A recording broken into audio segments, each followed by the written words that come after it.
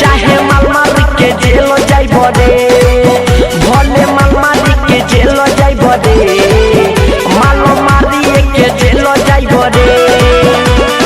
नया साल के मौका पर खेल जाइब रे, नया साल के मौका पर खेल जाइब रे, माल मारी के जेल जाइब रे, चाहे माल मारी के जेल जाइब रे, भले माल मारी के जेल जाइब रे, माल मारी के जेल जाइब रे।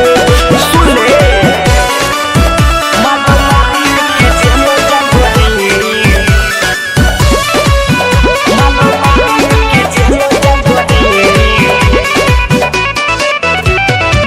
देखी के तोहर छोटा छोटा कपड़ा मन पर दिहियो बोला फड़ा, तोरा के नहीं गोरी हो छोड़ब, आज हम पूरा नुकोड़ब, आज हम पूरा नुकोड़ब।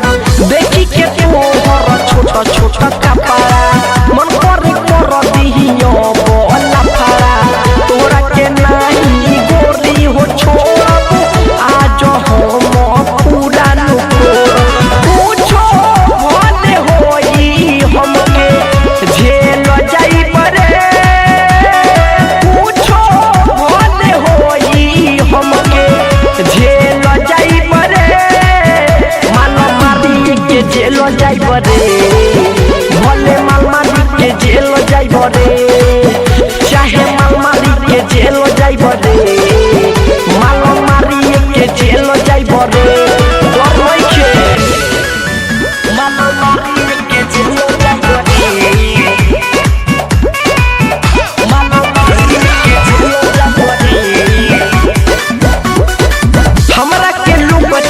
वही बोलकारी हमरा से लोग भोले बोली मारा मारी, मोहम्मद कृष्णा बात नहीं मानी, आज फानी के रही